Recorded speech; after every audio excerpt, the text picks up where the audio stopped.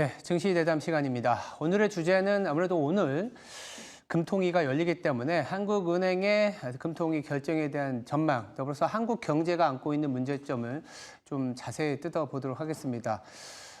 아시겠지만 한국 경제에 대한 전망이 그렇게 좋아진 상황은 아닙니다. 현재 내년에 대한 전망치를 좀 가져와 봤는데요. 2024년에 대한 전망치 평균으로는 한 2.4% 정도 됩니다.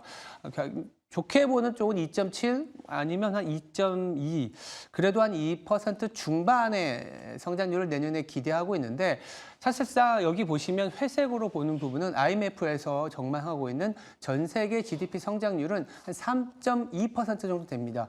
전 세계 성장률보다 못되는 이제 내년에 성장률이 기대되고 있는 상황인데 이게 기대라고 할까요? 경제 성장률이 2.4%가 나온다라는 건 사실 기대는 아닌 것 같습니다. 우리나라 원달러 환율 전 세계 GDP에서 한국이 차지하는 비중과 같습니다. 무슨 말이냐면 한국의 GDP가 올라가게 되면 비중이 올라가게 되면 원화가 강해지는데요. 만약에 이렇게 내년에 3.2%, 2.4%게 되면 비중이 줄어들 수밖에 없습니다. 그럼 원화가 최근에 여러 가지 외환 시장의 변동성으로 인해서 단기적으로 강했다가 다시 조금 약해지는 모습인데 추세적으로 강해지기가 매우 어려울 수 있다는 얘기를 내포하고 있습니다. 금일 금통위 결정에서 어떤 결정이 물론 동결이 컨센서스이지만 현재 한국 경제가 내수가 상당히 불안하고 금리를 내리면서 부양을 해야 됨에도 불구하고 부동산이 발목을 잡고 있고 여러 가지 조금은 힘든 결정 구간에 놓여 있습니다. 연준의 스탠스가 금리를 내리는 상황이기 때문에 금통위에서 내지는 한국은행 총재에서 어떤 힌트들을 찾아야 될지 자세히 좀 다뤄보도록 하겠습니다. 증시 대담 지금 바로 시작하겠습니다.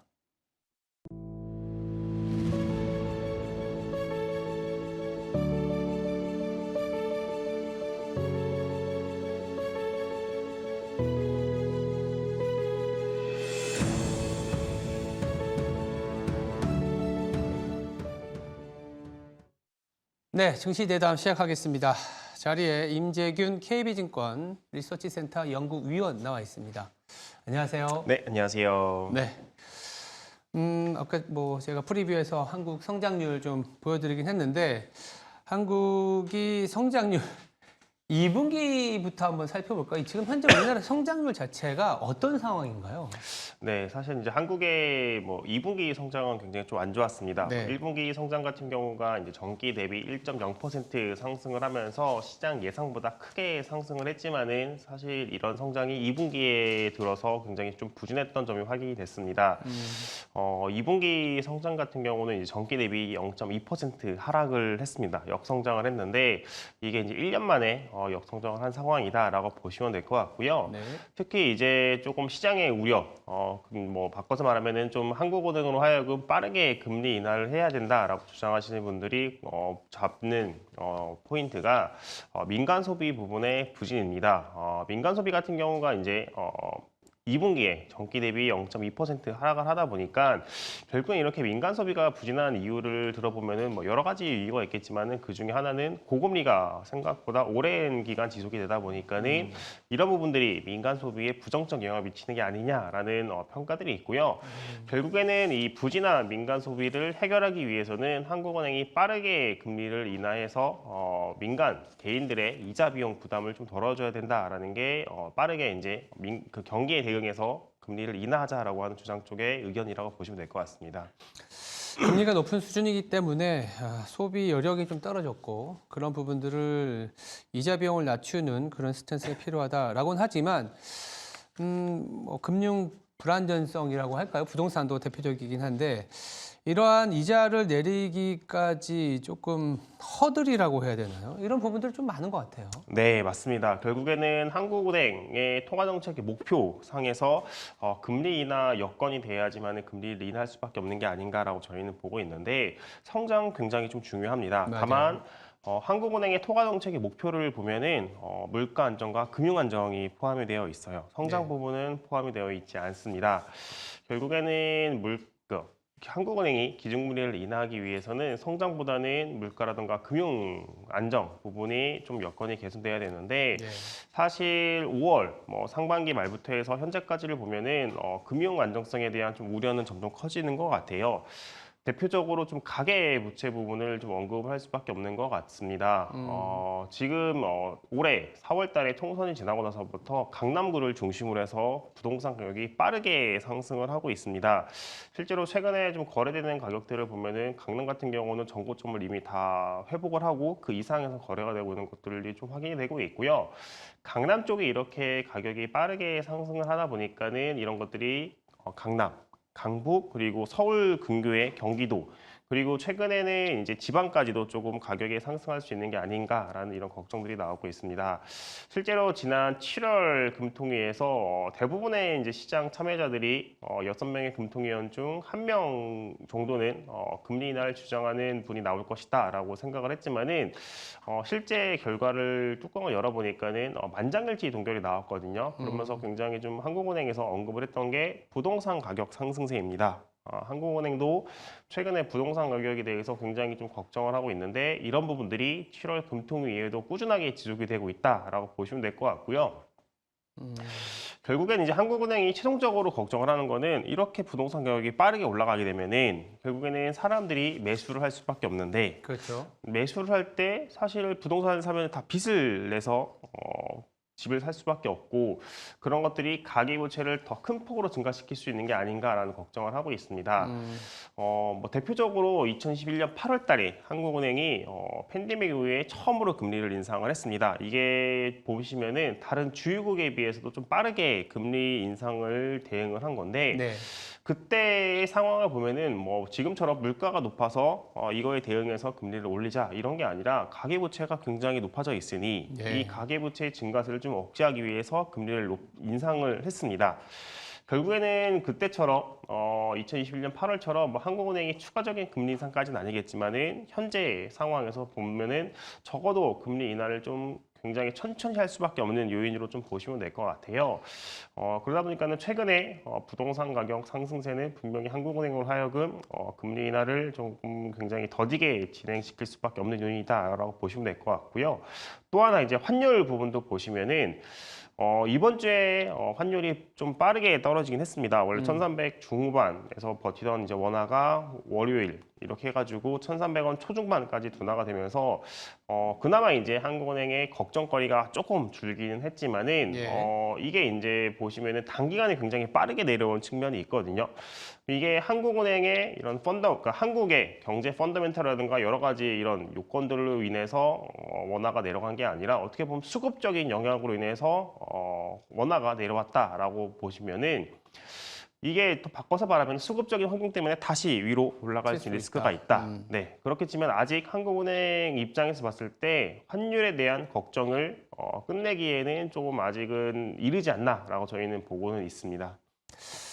말씀 주신 것처럼 한국은행은 통화정책 기준이라고 할 때 통화정책에 대한 기준이 이제 물가가 최우선이고 그리고 금융 안정을 본다고 했습니다. 이런 부분만 놓고 보면 금리 오늘 금통위에서 동결일 가능성이 높은데 그럼에도 불구하고 이 성장률에 대한 전망치가 한은에서 어떻게 내놓느냐에 따라서는 향후에 대한 스탠스를 좀 미리 좀 가늠할 수 있잖아요. 한은의 어떤 올해 한국 성장률 전망치는 좀 어떻게 될까요? 올해 기준에 이제 5월 달에 한국은행에서 올해 성장률 전망치를 연간 2.5% 성장할 것으로 전망을 했습니다. 네. 근데 일단 상반기 성장률까지는 저희가 확인을 했죠. 이게 상반기 성장률이 전년 대비 2.77% 성장을 했어요. 이게 2.77이 어느 정도 숫자냐라고 보시면은 상반기에 한국은행이 2.9% 성장을 전망을 했는데 한국은행의 전망보다는 숫자가 낮게 나온 거죠. 네. 그러면 이게 하반기에 기존 5월 달에 전망을 한 것보다 더 가파르게 성장을 하지 않는다라고 하면은 올해의 성장률 같은 경우에는 기존 2.5%보다는 좀 소폭 하향정될 가능성이 높다. 0.1%포인트 정도 하향정될 가능성이 높다라고 보시면 될 것 같고 그렇게 되면은 2.4% 정도의 성장률을 기록하지 않을까라고 생각을 하고는 있습니다. 근데 이게 성장도 성장인데 세부 내역도 좀 봐봐야 되는 것 같아요. 예. 결국에는 2분기 성장에서 시장이 좀 금리 인하 기대감을 키웠던 요인 중에 한 개가 민간 소비 부분의 부진이었는데 이 민간 소비 부분이 하반기에 어떻게 전망을 하는지 이 부분도 좀 같이 지켜봐야지 한국은행의 향후 통화 정책에 대한 경우를 좀 확인할 수 있다라고 보시면 될 것 같고 지난 5월 달에 한국은행은 하반기에 민간 소비 성장률을 2.2%로 전망을 했습니다. 이거보다 하향 조정이 되지 않는다라고 하면은 실질적으로 한국은행 입장에서 봤을 때 금리 인하를 빠르게 그러니까 5월과 비교했을 때 금리 인하를 빠르게 할 이유는 크지 않다라고 보시면 될 것 같고 또 네. 하나 뭐 성장도 성장인데 이제 사실 물가 전망도 굉장히 중요합니다. 그렇죠. 물가가 어떻게 전망을 하는지를 봐야지 한국은행이 하반기에 그리고 내년까지 통화 정책을 어떻게 운용할 수 있는지를 좀 확인을 할 수 있는데 일단 저희가 봤을 때는 올해 한국은행의 물가 전망치는 2.6%인데 저희는 이걸 좀 하향 조정하기는 좀 어려운 환경인 것 같습니다. 상반기 부분이 농산물 가격이 생각보다 빠르게 둔화가 되면서 좀 둔화가 되긴 했지만은 사실 한국은행의 상반기 물가 전망치랑 크게 차이가 나지 않는 부분들이 있고요. 거기에 네. 플러스 7월 달에 이 농산물 가격이 폭염으로 인해서 반등을 했습니다. 그리고 8월, 9월 태풍 그리고 추석까지 추석이 존재하는 상황에서 농산물 가격이 조금 자극될 수 있는 상황이기 때문에 여전히 물가에 대한 불확실성은 여전히 높지 않나라고 저는 생각을 하고 있어서 성장 같은 경우는 하향 조정이 될 가능성이 높지만은 물가 같은 경우에는 기존 5월 달의 전망 숫자 그대로 유지가 될 가능성이 높지 않나라고 저희는 보고 있습니다. 야, 성장률은 하향 조정되는데 물가는 유지가 된다. 참 안 좋은 거죠.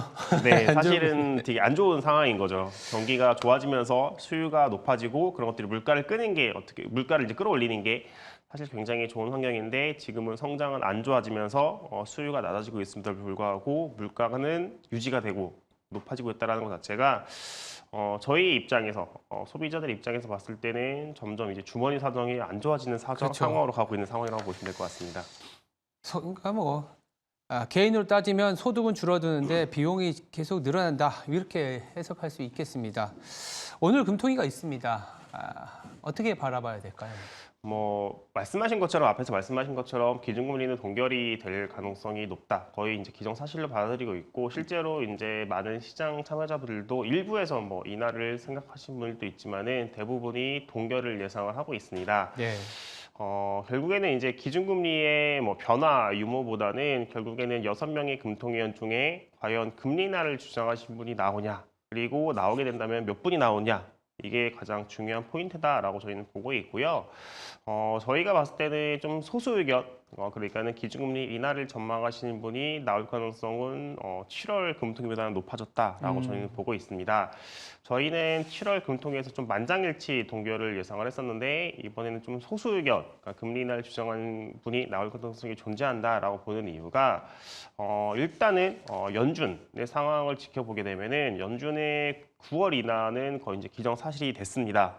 어제 이제 오늘 새벽이었죠. 오늘 새벽에 네. 의사록에서도 보시면은 실질적으로 7월에 인하를 단행해야 된다라고 주장하는 연준 위원들도 존재하는 상황인 거고 결국에는 지금 미국 연준만 바라봤을 때 시장의 관심은 9월 인하 유무가 아니라 9월에 과연 25bp를 하느냐, 50bp를 인하를 하느냐, 이게 이제 관심인 상황이다.